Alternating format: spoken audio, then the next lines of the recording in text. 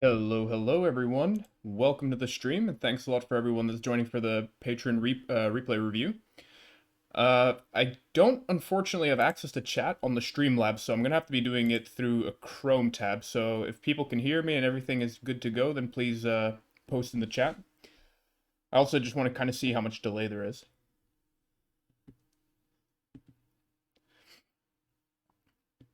Looks and sounds perfect, says Coffin. Excellent. So we got two patron winners here today. We have Big G. So Big G will be our GC1 replay review. And Karahead slash Roddy is the other one that won. Or as Coffin likes to call him, Rody, which I think is absolutely hilarious. So for whoever is interested, we can either just do ranks from bottom to top or top to bottom. I don't really mind. But if no one has any particular interest in which replay we go over first, I think we can start off with Roddy's. I think which one it is. I think it's 27th of April. Yeah, this one. Karahead ranked doubles loss. Big G in the house. I think there was a request to do Big G first. Excellent. Alright, then we'll do that. So this one should be Big G's review.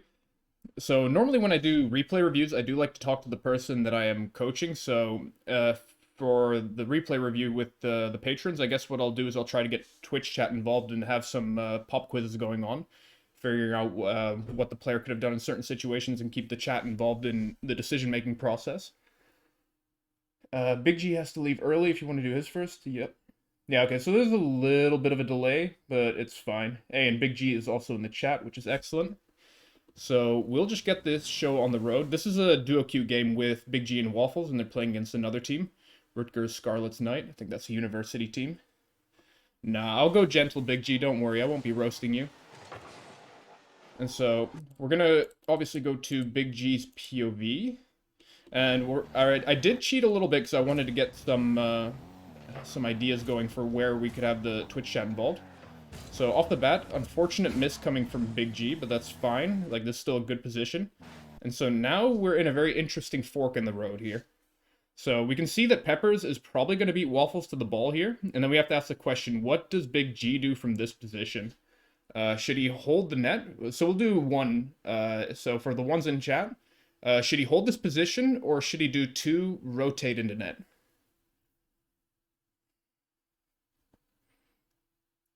So we're going to see if there's any ones or twos in the chat. So we have Coffin that says 2 should rotate into the net.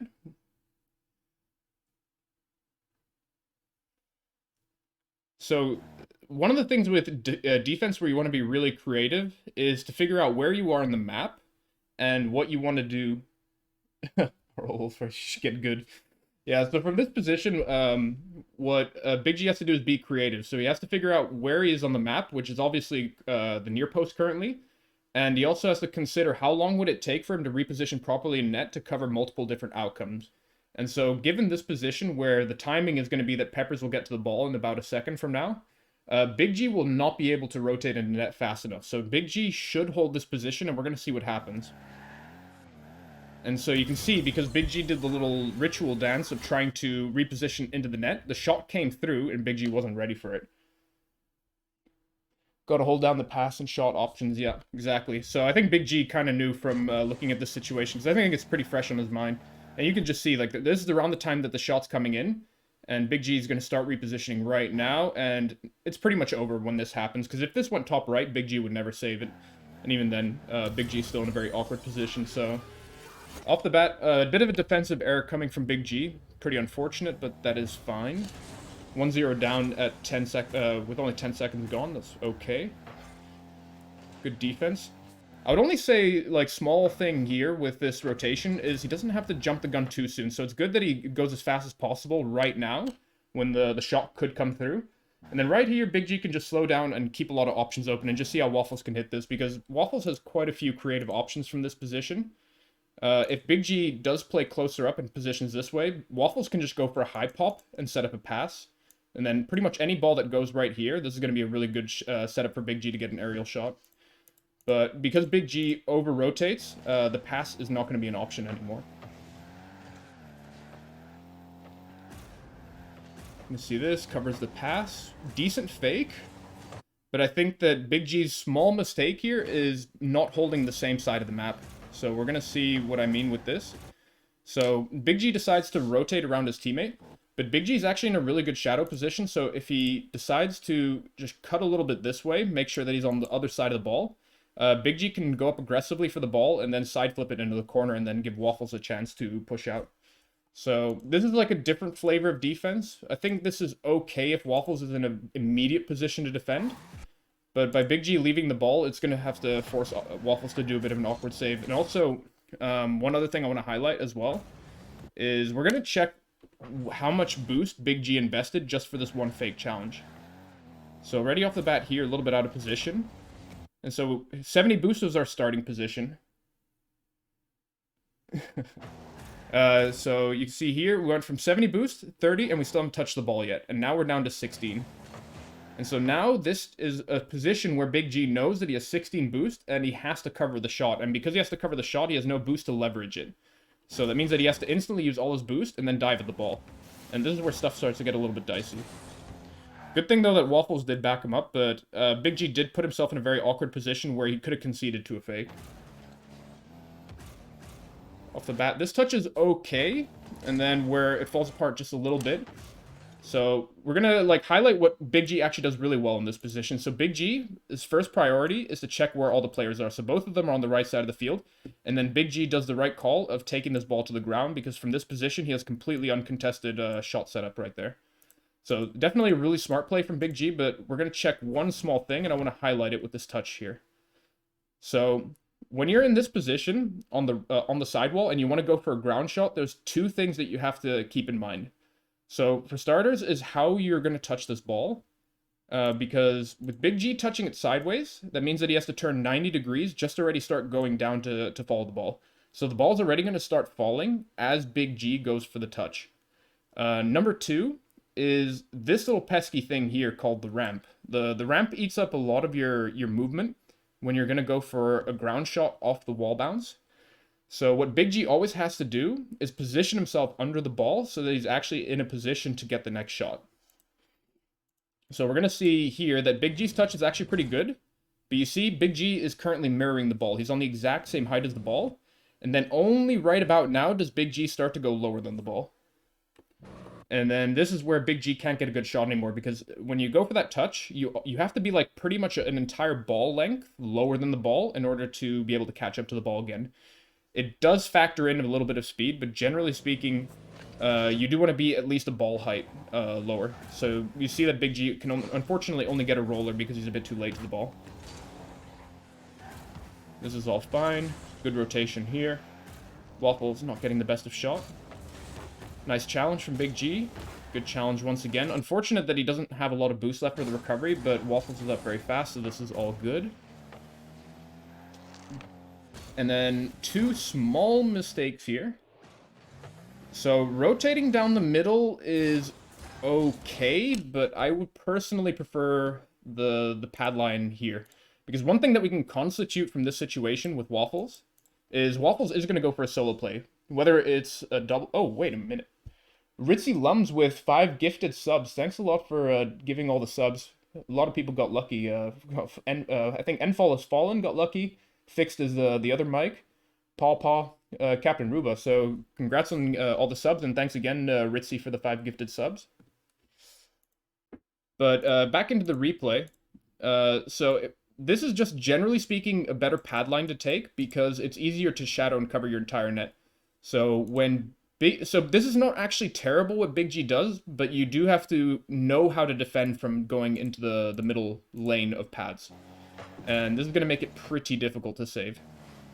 So you see here, Big G has to go for a pretty aggressive save. I do like that he turned very fast and that he went up for it. I just think that the double jump is the better play when you're low boost. But either way, Big G did do a pretty good job of shutting down the play.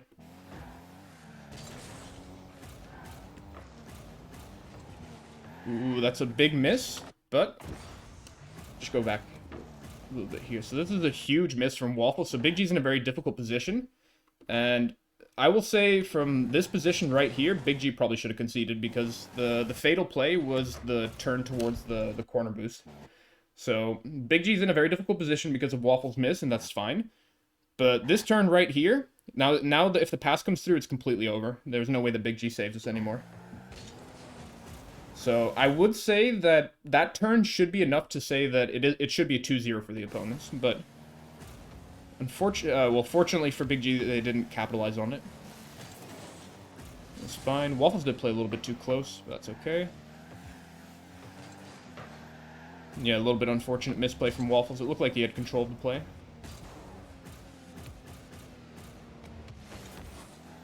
Decent air dribble. I mean, it doesn't do too much.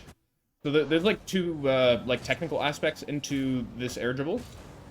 So small thing that Big G could have done if he wants to actually get a better air dribble going, something a little bit more threatening, is delay the jump a little bit more and come a little bit more from underneath the ball.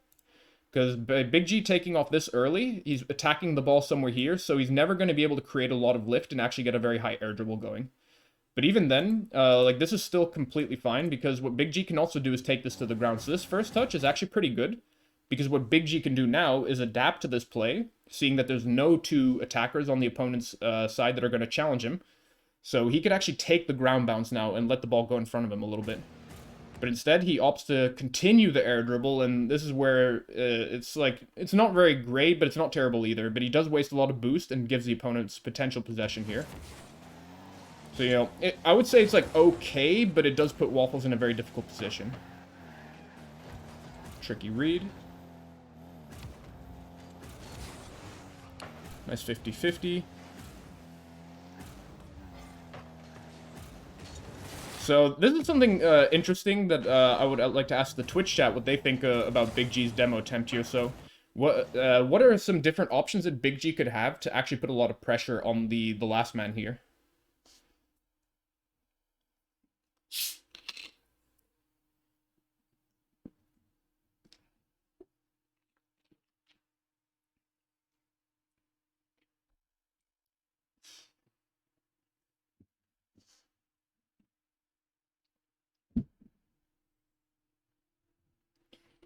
So one thing that Big G could do is, instead of hard committing for it could steal boost. Yeah, so stealing boost, no, that's not necessary because Waffles has an open net. So Big G has the right idea that taking out the attacker is the easiest way to ensure, or sorry, taking out the defender is the easiest way to ensure a goal here. The only thing that I think Big G should do is, instead of creating a mental point in his head of, oh, this is where I want to snipe the guy, think about all this part of the field that Big G can use to keep this guy off the net. So I think that, again, Big G has the right idea of go for the defender, because then Waffles has an open net. But there's all this wiggle room that this defender has to maneuver around Big G, that Big G can just try to play footsie with the guy and try to keep him off the net. Because, like, he could go for demo here, could go for demo here, could go for demo there. And as long as the defender is forced to rotate wide by Big G zoning, that should all be completely fine. Yeah, as Tripman says, fake the demo. Box him out. Yeah, that's exactly it. So I'm thinking there's like about a 30-second delay, so it's going to be a little bit tricky to get chat involved. But, I mean, I'm patient, so that's completely fine. And at the end of the day, it works out. But the only reason why I'm making a point out of this is because if the defender is just that little bit closer to the save, then it starts to matter a lot more.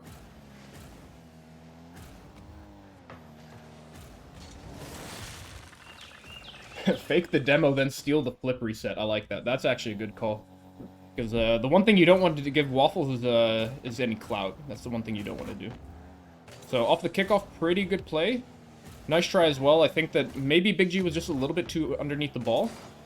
So you can see that with the ball circle on the ground, from this specific shot that Big G is going for, you actually don't want to be directly underneath the ball, because you always want to factor in your forward boost, because every time you're going for an aerial, you're always going to build that little bit of forward momentum. So when you're going for this type of shot with blind ball cam, where your car wants to be in relation to the circle is somewhere more like here.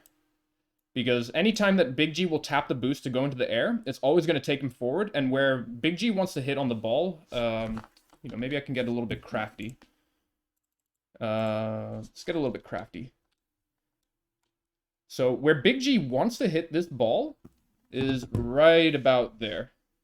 A little bit tricky to see, but somewhere right about here, just a little bit below center, and he'll snipe bar down anywhere from this position. So by Big G being directly underneath the ball, he will fly up, but he's always going to hit the ball high, so he's never going to get below crossbar height from this position. So that's something that you can just practice in free play, and I can even illustrate it as well towards the end if there's time, but you can see that Big G hits directly below the ball, which would be a really good setup for a double tap, but obviously Big G did not want to go for a double tap from this position.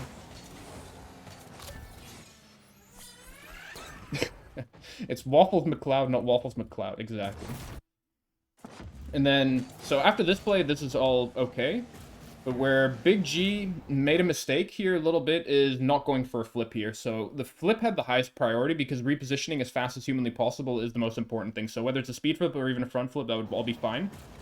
But you can see that we're going to actually check from the time that Big G should have been supersonic, which is right about here if he starts flipping. So Big G got supersonic just like a few frames before I pressed the pause. So in that entire time, he's lagging on the play, whereas he could have been slightly ahead of the play and gotten a better touch here.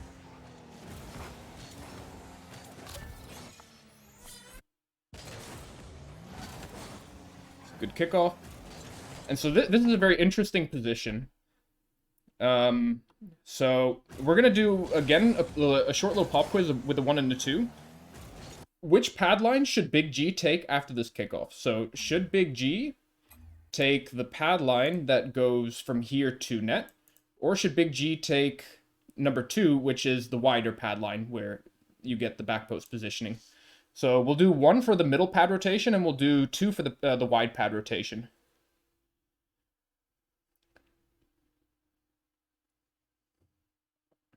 Two, got mostly 2s. Yep, and that is entirely correct. The wider pad rotation is better here, and the main reason why is because even though Big G won the, or it looks like Big G lost the kickoff, they actually won. And so how do we know that Big G won the kickoff? Number 1 is that the ball's going straight to Waffles. And if we see the number 2 is the opponent is going for corner boost. So any ball that goes to your half on this kickoff is an automatic win because you get guaranteed possession. This guy that took the kickoff has 0 boost, so it doesn't matter. Unless it's like a disastrous kickoff where he gets another shot, but in this case it flies straight to the corner, so Big G actually won the kickoff, even though it flies to the half. So Big G can take the wider pad rotation and also reposition better to cover Waffles here. So you can see Waffles just gets the corner boost, takes his time, because there's no panic. Unfortunately, it doesn't get the outplay there, but Big G puts himself in a bit of an awkward position here by taking the middle net. So you can see Big G, as soon as his 50-50 comes in, because he took middle pads, now he's backwards to the play, whereas if he took the wider pads, he would have had back post, which would be a way better position to defend from. Does a good job of getting this clear. Waffles fishing for a pass, which not ideal, but it's okay. So Big G just a little bit late to getting the boost, and unfortunately looks like it's a concede. So I like that Big G's trying to stay relevant in the play, but I think that he could ditch the play. I think it would be completely fine to ditch the play here with 0 boost. It's not ideal, but it's completely fine though, because he's going to have 100 boost in net. So unfortunately just a little bit too late.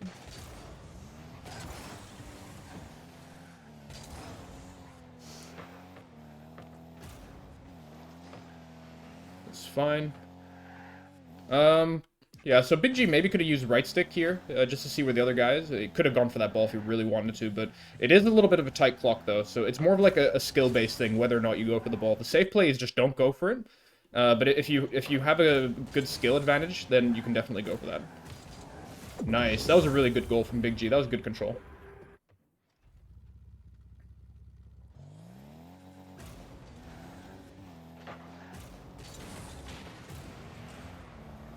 Fine. Good patience from Big G. Yeah, nice try. It was a difficult play, but I like it. Very aggressive. That could have gone pretty badly if the opponent was a little bit further behind the ball. But either way, Big G knows that the guy's in a bit of an awkward position on the wall. Yeah, I think Big G should have just committed to the demo here. I personally would not go for the demo here.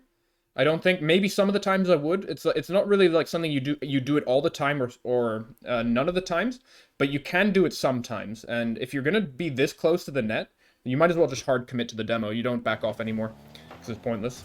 So because Big G put himself in that position, he might as well just commit to the demo and then have a backup plan of backing off. Really good defense though. Nice block. Really good defense in some of these tight situations from Big G.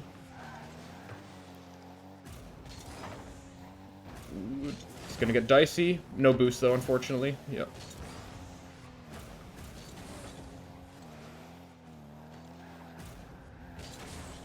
It's gonna be a bit of a tough read. Nice try.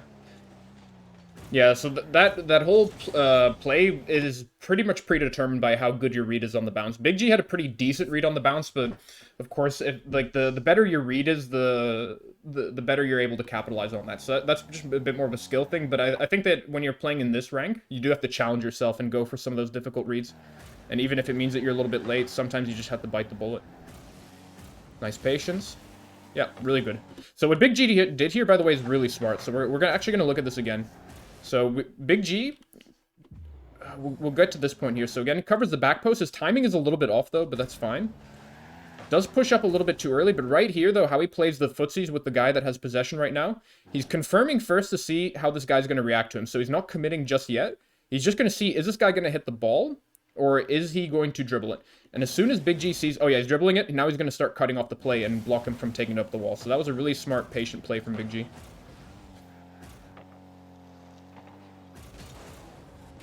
Nice try. Very difficult shot. Nice. Good play.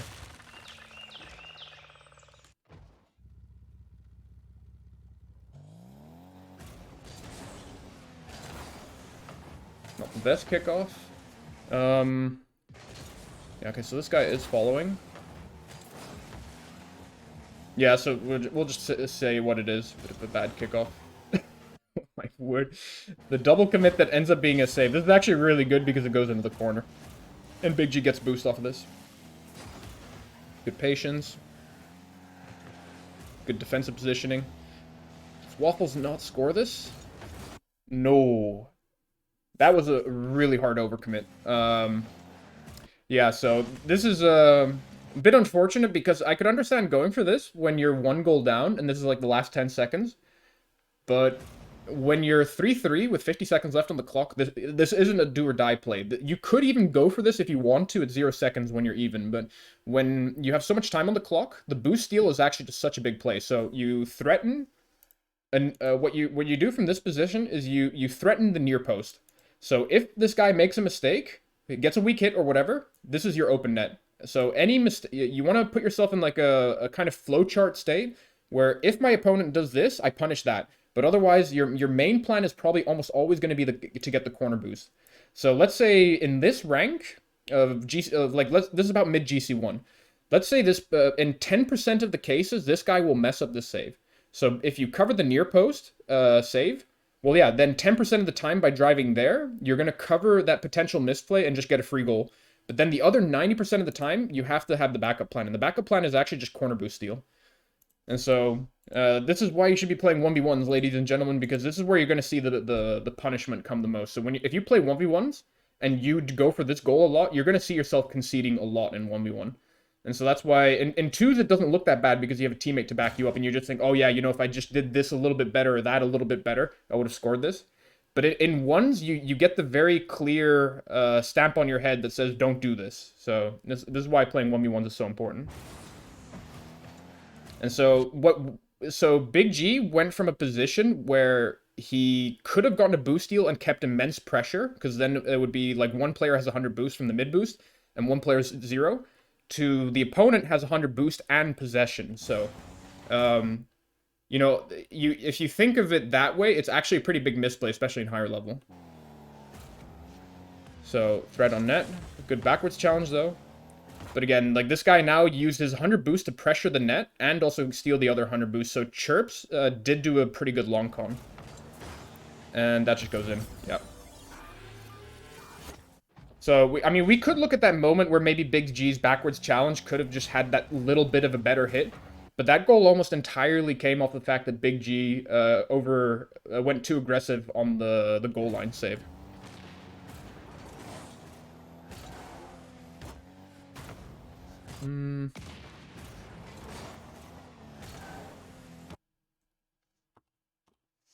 So I'm going back here because it's just a little bit of a strange play. I'm trying to figure out some things. So Big G goes for corner boost, which is fine. Teammate gets demoed. So what is the most important thing to do?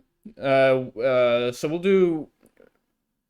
Now, you know what? We'll just keep it open for him. What's the most important thing to do when your opponent's in this position and your teammate just got demoed?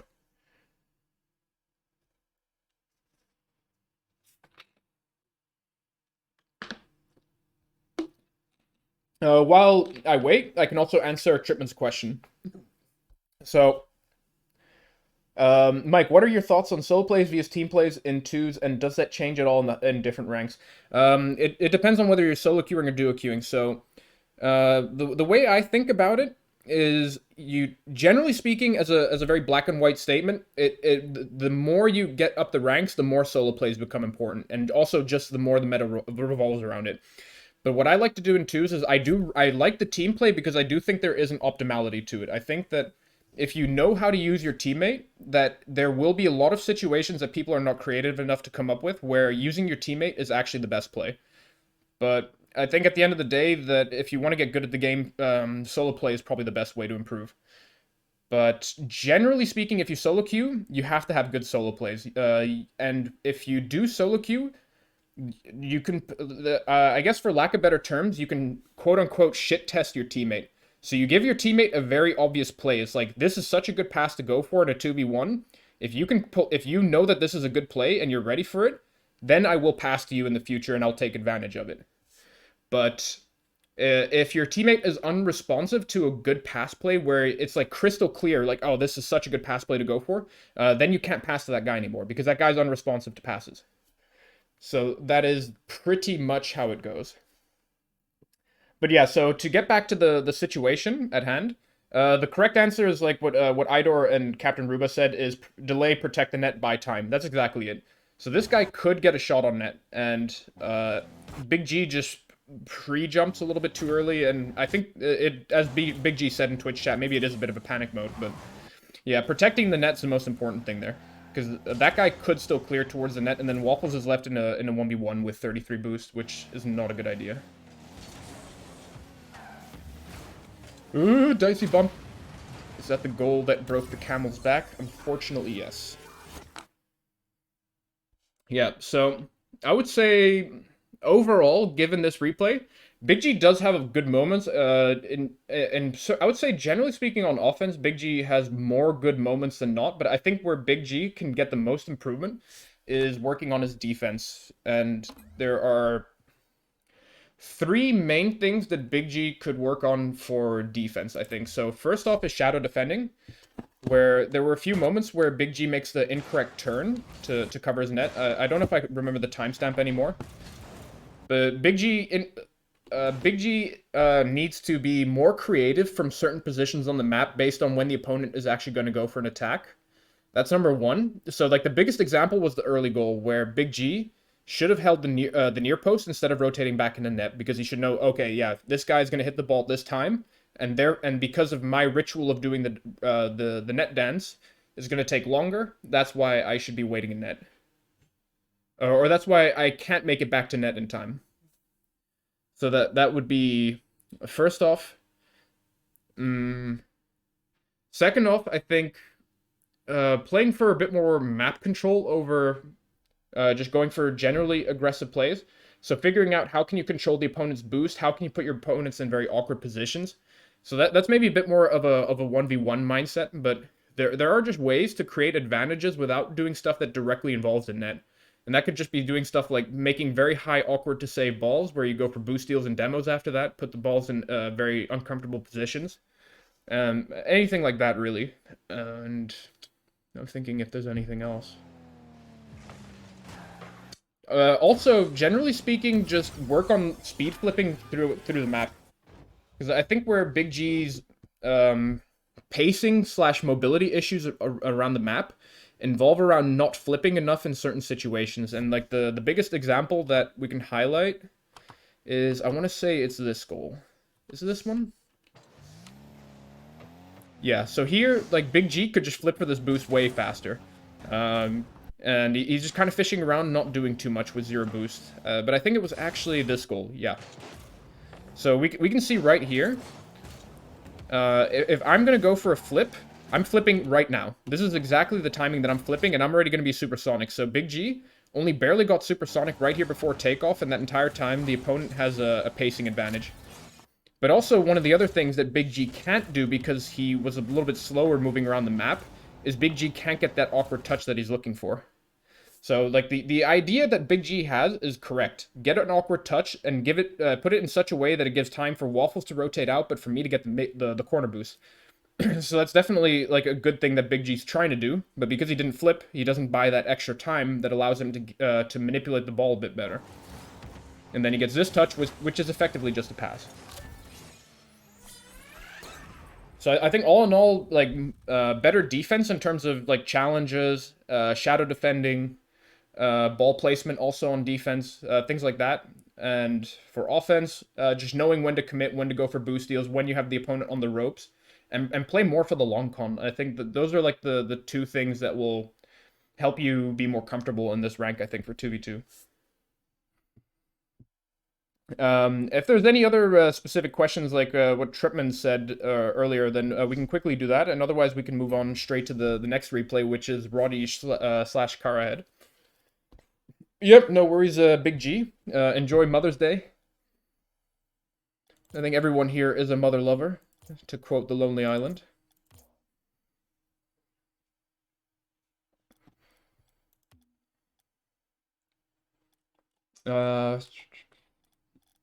Oh yeah, actually, there's one thing I want to show quickly as well. I don't know if I'll be able to show this that easily, but we'll give it a try. So I was talking about Big G's ball positioning when he was doing that overhead shot. So I'll see if I can just flick this up like that. Yeah. So you see, when I go up to the ball, I want to be right there because that's going to give me positioning on the ball. So I can even do it blind as well with ball cam off. I'll just know roughly when the ball's going to fall down. So like here. Just like that, it's easier to get behind the ball and get a little bit more power. And Big G does have the right idea that you have to hit low on the ball. But either way, the most important thing is that you don't position yourself directly underneath the ball unless you're explicitly going for an air dribble or double tap. That's like the main highlight that I want to put out. So you see, like, that's what happens when you just get a little bit too low. I did pace myself incorrectly there, but generally speaking, if you're going to do anything like this, just always make sure that there is, like, a length between you and the ball, because it's easier to get to generate extra power from behind it. Thanks for the thoughts, Mike. Maybe I'll finally hit diamond this season. You troll. So a car length back from the circle. Yeah, I would say it's a decent rule of thumb, because what you want to keep in mind is that when you're aerialing, you're generally always boosting forward a little bit. Like, unless you're doing this exactly, you're not generating any forward momentum. But anything else, you're going to slightly generate forward momentum. So you see, like, that generates forward momentum. This generates forward momentum. So you have to factor in that forward momentum that you're always going to get when you go for an aerial. Because you're never going to do a perfectly straight-up aerial. Unless, again, you're doing, like, an air dribble where you intentionally delay your boost a little bit to add more verticality to it. But yeah, enough about that. I think that we can go straight into the next replay. 1.214 car lengths. Actually, you know, not going to lie, that does sound about right in my head, Coffin. About, like, nearly 1.25 car lengths between you and the ball is pretty good. But yeah, the general rule of thumb is the closer you are to the circle, the more likely it is you're going to go for a high play. And high plays are good for outplays, but they're not good for putting stuff directly towards the net. So if I'm in the, let's say, the midfield, I will put myself more directly underneath that ball circle, because a high pop will outplay most people that challenge you. And then for anything related to putting it towards the net, put yourself behind the ball circle.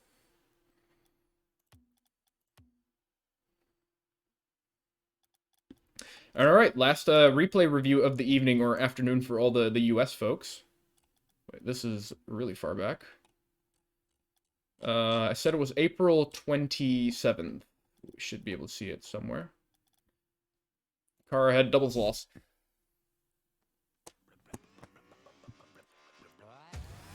So we do have a little bit of a history. I have done a replay review for Roddy slash Carahead before. I'm just gonna call him Roddy for reference sake. But the thing that I'm not 100% sure though is when I did that replay review with Roddy and Coffin. So I know that it was like about 2 or 3 weeks ago, but this replay is from the 27th of April. So that I don't know if it was before or after or somewhat during our other replay review. But either way, I mean, because having some history behind the replay review is kind of interesting, just so you can track some of the development. It was at around the same time, like maybe the same day. Yeah, okay. So I think then if it was around the same time as we did the replay review, then I'm just gonna treat it as its own thing. I'm not gonna treat it as a progression or evolution of what we worked on before. And I think also for the people obviously that were not there, it's easier to kind of follow then. Like what's going on. Yeah, okay. One thing that we're not going to do, Tripman, because I've had this discussion before, we're not going to go into kickoffs. I think that that's just something that is going to be good for saving some time. Just not gonna discuss kickoffs. It's a good boost grab. Could push up a little bit more aggressively. So the reason why I say that is that it's good to be a bit patient right here. But you can push up safely to the midline and save everything on reaction. So the play that I would be most worried about from this position is the guy driving up the wall and then maybe going for a clear right about here. I don't know if that will happen or not. But the thing is that I'm comfortable saving anything on reaction from about this position on the field. So Roddy can definitely push up just a little bit more and then just see what his opponent's going to do and then punish whatever his opponent doesn't do. So Roddy doesn't have to be too far back. And then right here, so the guy prioritized boost over ball. That means Roddy can push up, and Roddy kind of knows that.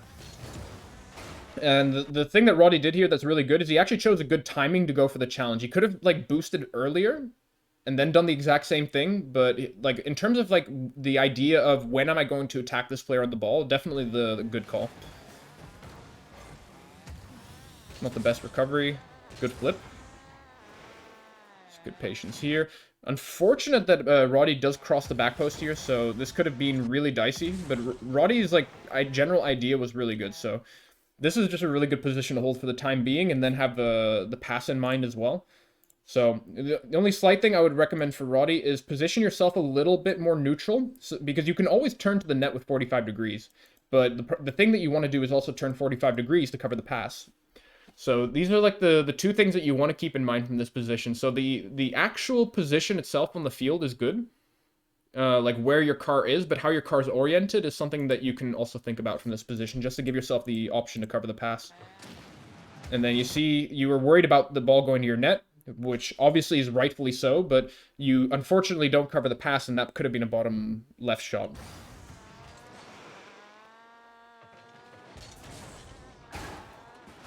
All fine. Decent save. It's going to hit the corner. A little bit aggressive on that. I think the opponent could have touched this ball. So, like two small things is you could have been a little bit more gentle on this touch. So, one thing that that I recommend to people that I coach from time to time is what you try to do in some... and it's not always the case, but what you try to do is you jump and you hit the ball, but then you flip after you touch the ball, because you don't want to flip into it, because it's always going to add more speed than the speed of your car. But if you touch it and then you flip afterwards, you're going to get the mobility boost from the flip, but you're not going to actually hit the ball too hard, so you can still follow it. But you do obviously want to outplay Casey though, so you don't want to be too generous on this play.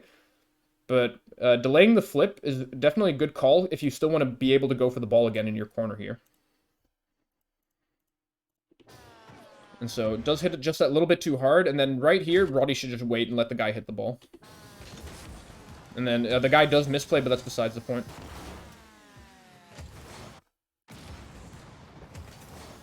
Small thing here is... yeah, this is just like a...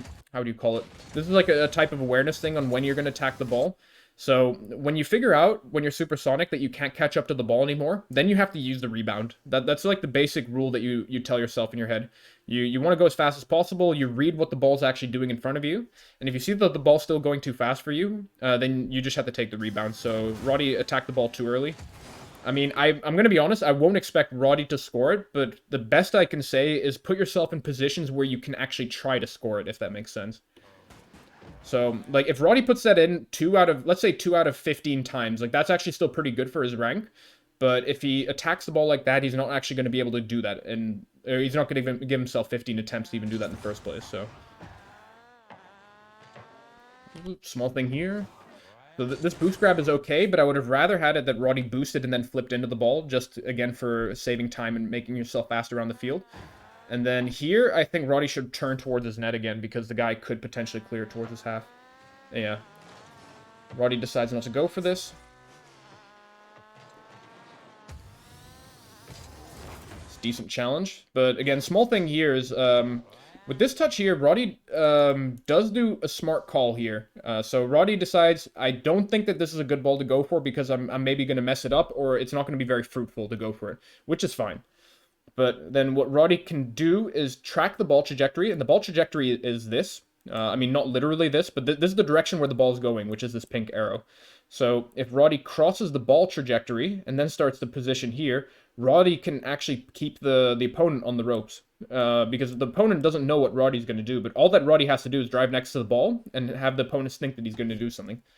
Because, again, Roddy has the right idea that he's last man, and doing something here and messing it up is going to lead to a free goal. But you can still position aggressively to have your opponent guessing what you're going to do. And you could have, and then by the time that ball came off the sidewall, you could have challenged that instead of letting John go for that. This is okay. Only small thing in terms of, like, technical play is you jump a little bit too early here. So if your intention is to 50-50 this is actually an okay jump timing. But if your intention is to outplay people, you want to jump later, because then you get more underneath the ball and you can hit it higher. That's the only thing I'll talk about that. This is fine. A little bit too far underneath the ball. Yeah, so only two small things here is when you're in this position, the most important thing to do is track your opponents first, because this is not a good ball for you to go for. But it doesn't mean that it's guaranteed a ball you should never go for. Like, those are two different things. This is a ball that is bad for you, but not that you should never go for. So the most important thing is, what are my opponents doing? And then in this case, one guy is kind of close, but looks like he's moving away. And the other guy, the Lapland guy, he's completely irrelevant. We ignore that guy, because that guy is not in a position to do anything. The only small thing here is that Roddy puts himself directly underneath the ball and doesn't have to jump up for this. So imagine, we're going to, like, just use, again, a little camera trick here. So we can see where you, wait, this fly. So you can see that you're right about here. This is what your camera's showing. But imagine that you shifted your car a little bit further back. You can actually see what your opponents are doing better. And that will facilitate your decision making. And I think the reason why you go for this ball is because you're directly underneath. All you see is this, and you can't see your opponents anymore. But by putting yourself a little bit further back, you can just be cool about it and take more time. I'm going to quickly address Roddy's questions in Twitch chat. Makes sense. I think I ended up trying to get a last-second pass out of panic. Should I have just bailed and rotated back post from there? Are you referring to the play where you... are we talking about the earlier play where you came from the opponent's corner boost? Or, yeah, maybe I should have seen this a little bit sooner.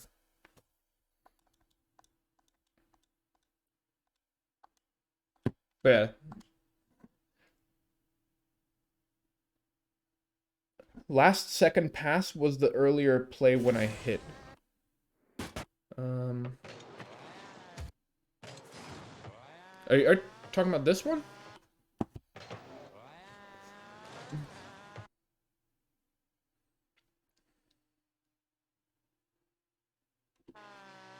Or is it even further back?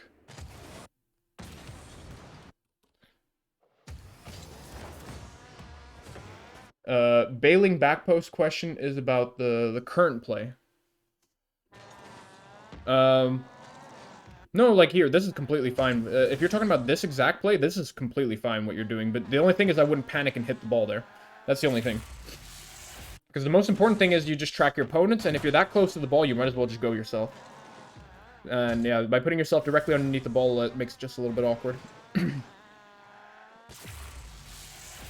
And so yeah, that definitely, I would definitely say that fault comes to you, just because you passed the ball when you didn't have to. But that's fine. But the main highlight there is that if you position yourself better, you get more information in return.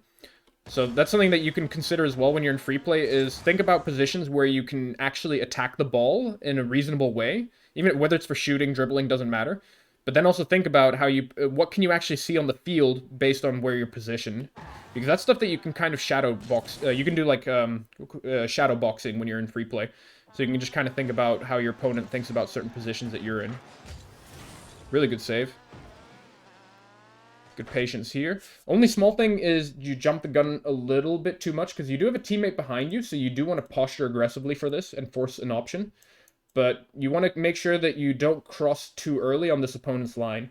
Because what the opponent can do is play here to about here. I mean, obviously you could take it backwards, but if we're talking about offensive plays, this is like the opponent's action radius, or I guess it's more of like an action angle.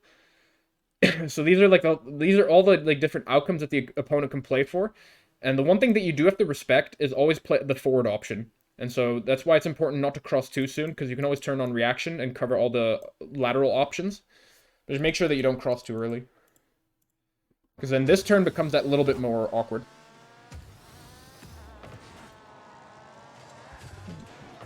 Good touch from John. And yeah, with this play, definitely jumped the gun a little bit too soon, I think. So I think the demo is not a terrible idea, but if you're going to go for the demo, you have to be closer and you have to commit to it way sooner. So when you committed to it was the rebound. So you're like, oh, I see now that the ball is hitting the corner bounce, that it's going to start dropping. But you have to know that in advance to set up the demo, because the best time to go for these kind of demos is when you're really close to the player and you know their camera angle's awkward. So what I know from the Lapland guy is that if he has ball cam on right now, he won't see you going for the demo. But in order to capitalize on this window where the ball is going to be in this, let's say, area, you want to already be right about here to threaten the demo. Again, I would say this is not the best position to go for a demo because this ball's not going to center very well. But even then, it's not a terrible demo. And so that's why you have to be a lot closer to take advantage of this angle where the opponent can't see anything. So we're going to look at it from the opponent's POV and just to highlight what I mean. So this is John, and here we go. So you see right now, the opponent can't see you, and this is where you want to be really close to threaten the demo. And then even here, this would still be a good time to go for the demo. And this is where it doesn't matter anymore. So you take yourself out of the game, make it awkward for John. Very good touch. Unfortunately, you don't get the corner boost instantly, but that's fair enough. Like that's a pretty tricky play to do in terms of like steer into the ball like that, control it, get the corner boost. So like when you get better at comboing those plays, your lethality in terms of counterattacking is just going to go up. But that's something that again you have to practice. But you had the right idea, just not great execution. Ooh. Let's see here. Yeah, okay, you turned a little bit too much towards the ball. Fair enough. Because I would try to set up your for a shot there on the open net, but if you turn towards the ball like that, unfortunately you can't. Ooh, a decent attempt on the clear. Unfortunately, a little bit of a mechanical misplay where you jumped into the ball and then flipped afterwards, but that happens. It's fine. Okay, let's do a little pop quiz here. So what should Roddy do from this position? Should he go for the mid boost or should he go for his corner boost? We'll do one for mid boost and we'll do two for corner boost.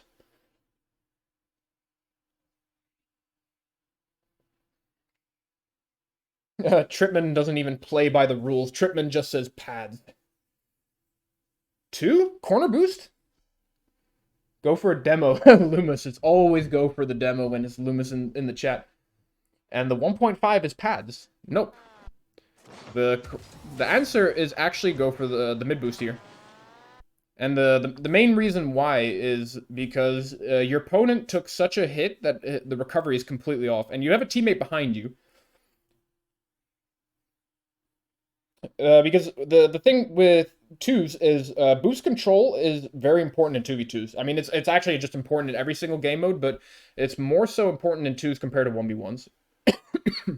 Can we see the play again? Where's John? Can't trust teammates. So John is in the back right, which is what I've been tracking. So because John is back right, it's safe for Roddy to go for the mid boost here and challenge Casey's mid boost. It's an aggressive option, but again, we're thinking about the long term. So like if you use a short term analysis of like, oh yeah, short term me getting corner boost and going for a defense position is fine. But if you think about it in terms of like the next 10 seconds, stealing the mid boost will have a longer impact in those next 10 seconds than just going for your corner boost. Because getting your corner boost is not a guarantee that you're going to be able to break the offensive hold. But if you do get the mid boost, the odds that they can keep sustained offensive pressure drastically reduces. And in this case, Casey doesn't even go for the mid boost, but it's more of a principle. Because Casey could have taken advantage of the space, gone for mid boost, and then gone for ball.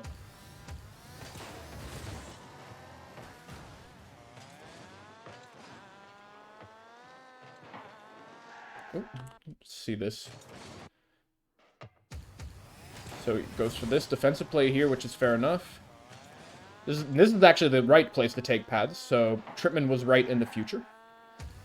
Too far away. Yeah, so here you have to defend your net. So you made this decision a little bit too slow, Roddy, because your teammate was challenging and there was no clear sign that the opponent can get this to your net.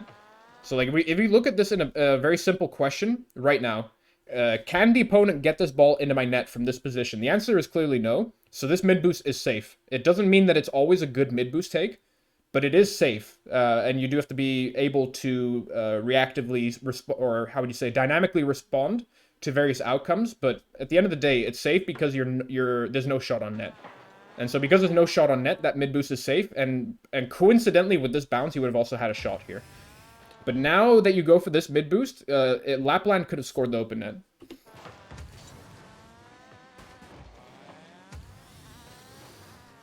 Good challenge from John. Yeah, so John is actually a pretty solid player. I definitely, in terms of like aerial plays, John does look pretty solid.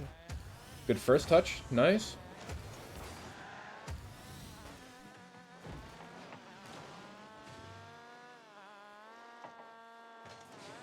Here you want to hold the back post. Don't go into net here. Holding the back post was, generally speaking, the better play. And also try to snake the pad as well. Because there's no threat on net just yet, so this pad is safe. Everything else is danger zone, so this could be dangerous. And this one here is a never. Like, this is the pad I will never go for on the right towards the net. The one on the left can be okay, just because you can turn towards your net and cover most of your entire net. But the middle one just means that your top right is exposed, so that's why you never go for that middle pad.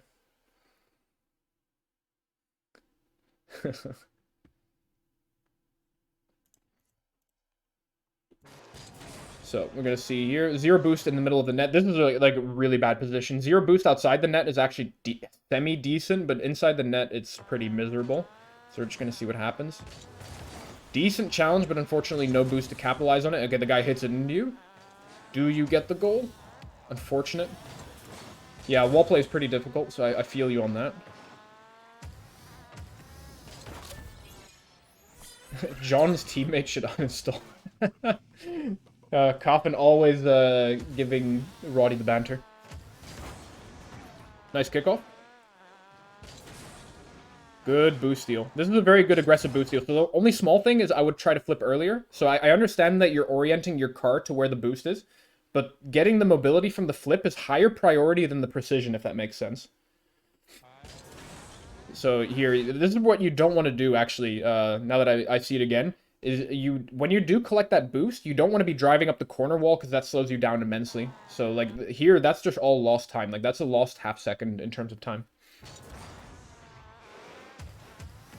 Decent shadowing. This is like a call position. So I don't know if you guys are in Discord or not, but it's actually better for you to go for this ball, but you have to call it. And if you're solo queuing, just don't go for this. So just a type turn. Yeah, pretty much that. So I'm pretty sure this is in reference to the boost grab.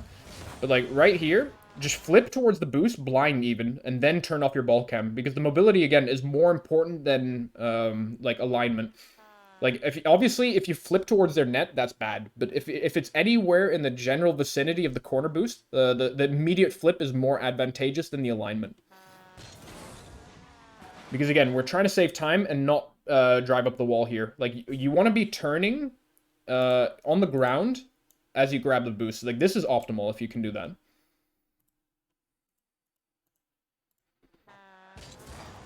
Should use some boost and a flip to get back to net. So the reason why I say that is because you're not going to save the shot.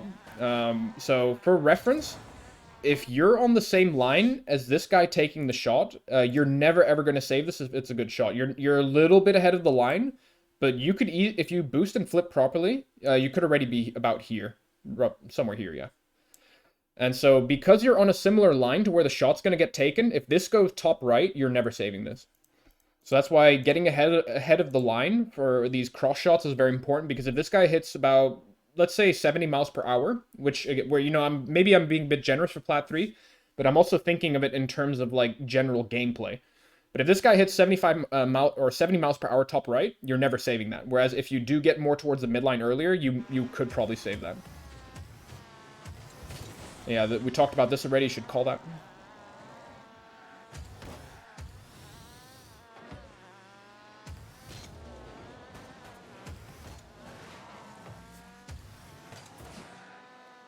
Yeah, I mean, you could think of it. You could think of it as it being really fast, Tripman. But when you have a cross like that, when the ball is like crossing into you, so it's going slightly in your direction, but it's going at a lateral angle, it's pretty easy to at least get 70 miles per hour on those shots. I mean, as a high-level player, that is. You know, getting the placement is probably the harder aspect than getting the power, if I'm completely honest. But yeah, so far, good defense positioning. Could play a little bit more aggressive off your teammate getting possession here, so this challenge is okay. This is good coverage right now, and then because we know where the other player is, so the player is on somewhere towards the right mid boost from your net's perspective, so you can actually turn aggressively here and back up your teammate. And with turn aggressively, I specifically mean that you can take this turn and back up your teammate. Let your teammate get in front of you. And then by the time your teammate's in front of you, you're in a good position for setting up a pass and backing up 50-50.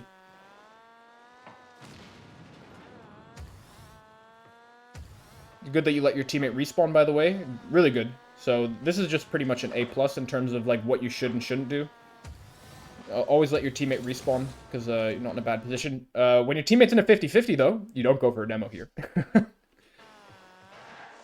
So this is probably a never play. Like I talked, and I think with Big G I talked about it sometimes and sometimes not. But this is a never. Your teammate's in a 50-50. This demo doesn't add a lot to the play, especially because the guy's moving away from you. And now you're coming out of the net. I don't think this would have been scoreable. Yeah. Yeah, okay, so if I could maybe make a debate that you could have tried to score something there, but I doubt it. This is okay, just a little bit tricky to work with. Nice cut.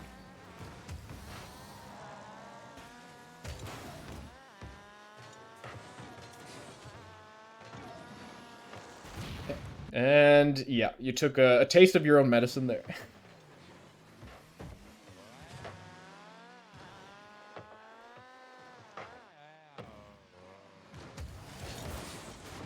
Only small thing with this play here is just holding this position is completely fine. If you like being inside the net, it's like defense is also flavor. Like you can always say that back post is the 100% best play, but that's a bit of a neckbeard analysis. If you can also hold this position here, but the one place you almost never want to be in the net is near post inside the net. This is like almost always one of the worst places to defend because you can't cover a lot of your net, but your car angle also doesn't allow you to actually go for a lot of different balls. So your coverage when you're near post facing the play inside the net means that you're facing the wall, and then you can only just go for like the top right. From inside the net, it would be your top right. Like this is all that you can cover inside your net. So if you're gonna be here, like this is a good position to be in, and then tilting your car towards the play. This is fine still. But yeah, this right here, just no coverage. And you see, you have to let the ball get to your goal line in order to go for it. And this is where you set yourself up to get dunked. Thoughts on 055? chase or try to get the mid boost. Yeah, we'll just see how this play unfolds. Okay, not much. 55. So here we go. So I think one small thing, if we're looking at technical play, definitely you want to flip into the ball and try to roll it away from the opponent, and then set yourself up as well with the flip to get the mid boost. I think you can get the mid... Okay, so I'll put it this way. If you're going to go for the mid boost, you should have already done it, let's say... I'll say when. So at this point, you're actually in a position as Roddy to set up for both mid boost and possession. So if you're going to get the mid boost, this is the time to decide for it. I would not go for this on reaction, especially after getting bumped like that. I think that if Roddy can read those bounces, going for the shot there is also a really good play. But if I would say initially, though, Roddy was in a position where he can get possession and boost. So we get the save here. Yeah, this is the near post save. Unfortunately, John not able to capitalize.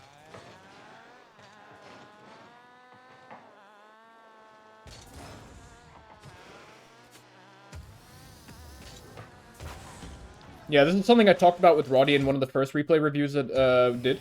That he sometimes commits a little bit too far away. So like Roddy's decision to go for the challenge is fine, but he made that decision too early from too far away. But it obviously with if we do results-based analysis, it looks like a good play. But there's so many situations where Roddy gets outplayed there, which is why Roddy wants to jump up later and not show his hand too early. Unfortunate. Does John get it? Yeah, nice. Alright, alright.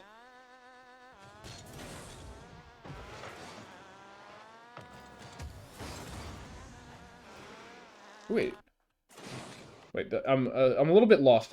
There was somewhere that Roddy lost me, so this follows good. Yeah, so here he panics a little bit, that's fine. And then here, you should be using boost to flip back and get in position. So you're being a little bit too boost conservative. Where you're holding too much boost when you should be using a little bit of boost to get around the map faster. And also, just a small thing for this play in particular, if you want to get good at these wall shots on like off of kickoff rebounds, because again, I know that following kickoffs for you is something new. So if you're going to go for these types of shots, you have to leverage at least 15 to 20 boost just to reposition yourself, and the rest of your boost you're going to be using to actually go for the shot. So if you have as much boost as you have, which is 57, you can't be stingy with this boost because you're going to use the boost to invest in a high quality play, and the quality is determined by using speed in order to reposition properly, and then the rest is just used all for the shot. So it's a pretty all-in play in terms of how much boost you're going to be using. Like this is a 40 boost play or 45 boost play, but repositioning, giving yourself the inner cut on the sidewall bounce, and then setting yourself up for the shot's the most important thing. Like, this is just not a ball that you can go for without using any boost, if that makes sense.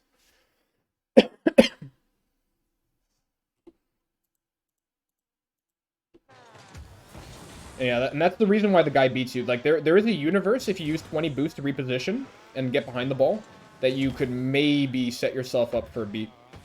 Oh, no. Oh, no. No. Happens. That's a rough one. So we're going to look at this. So yeah, this is where I talked about using your boost to reposition around faster. So this would have been less of an issue if you were moving around the field just a little bit faster. And then, yeah, this touch, if I'm honest, I would probably jump and side flip to cover the dunk. So, generally speaking, for 50-50s in these situations where there's a potential goal line involved, what you want to do is jump and hit like slightly above the middle of the ball, which in this case would be somewhere here, because your goal is to use your car as a wall to block the ball from getting popped over you. So if you drive into this ball and this guy pre-jumps you, the ball will always shoot over your head, and there's a good chance that you're just going to get dunked here. So if ideally, I would try to jump and side flip cut above the ball. Make sure that you don't let it pop over you.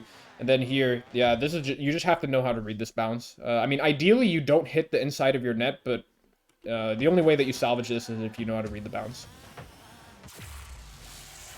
But yeah, so this is pretty much the straw that broke the camel's back, I guess.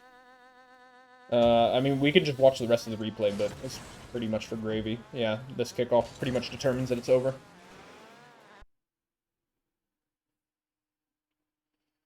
But yeah, all in all, like, pretty decent. Yeah, so again, this is around the similar time that we did our first replay review with you and Coffin, so I'm not gonna say that I should expect any certain type of improvement. But yeah, the fact that you say that the making the decisions from further away has helped you, that's definitely great to hear.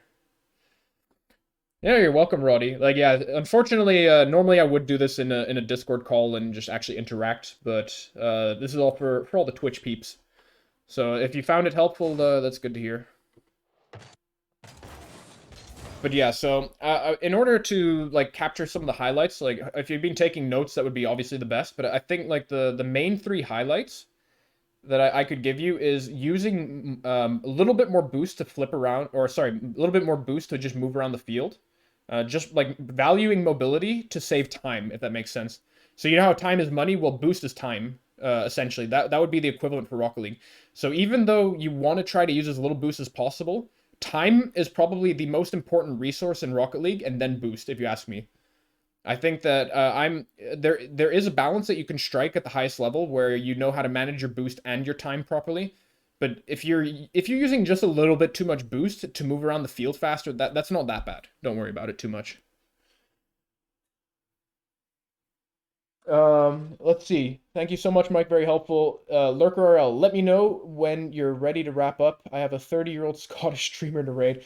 Yeah, I'm pretty much ready to wrap up if you want to do that. I will just quickly highlight some of the stuff with Roddy, and then we are good to go. For those watching, feel free to reach out to Mike the Sport on Old Farts Discord if you're interested in the details of his coaching. Thank you very much for the shout out. Tripman, much appreciated. Yeah, for anyone that is interested in coaching, it's a little bit different if I do it with you in person, but at the end of the day, like, you know, this is the quality that you can expect, this type of detailed analysis. So if you're interested in that, feel free to reach out and DM me.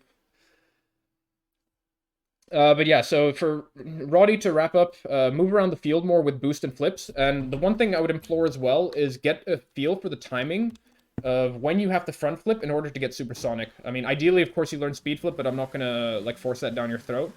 So just try to figure out like roughly at what speed threshold you're gonna get supersonic off a single front flip. Like, this is the best way to just move around the field. So if you can practice this, like get the feel of like how long do I have to throttle, how much boost do I have to add in order to get supersonic off of one flip. And that's generally speaking one of the best things that you can do to improve your gameplay. Work on a little bit of the technical aspects. I think that your decision making does look a little bit better than the replay review that we did the other time. So just work a little bit on the technical stuff, playing off of walls, going for uncomfortable shots off of awkward positions. Practice some of the sidewall read stuff that I'm doing as well. That would definitely help you out a lot. So I talked about specifically using your boost to reposition. So if you want to get better at your sidewall reads, just literally set them up yourself. You can cheat with a little bit with Bacchus mod, but just drive into the ball really hard. Try to figure out some good positions like this and set up shots on net. Like, these are some basic stuff that Platinum players don't really do, or low Diamond. So if you can start getting an edge on people off of these sidewall reads just by practicing this a little bit, and positioning yourself where you're aligning the net, the car, and the ball. These are some basic stuff that you can do to help you get better at the game. But yeah, I'm pretty much good to wrap up. Whether it's Skitch or Loomis, I'm not sure who's using the mod channel, but thanks for everyone for joining. And yeah, have a great evening / afternoon, and I'm looking forward to the next time that I get to do this on the channel.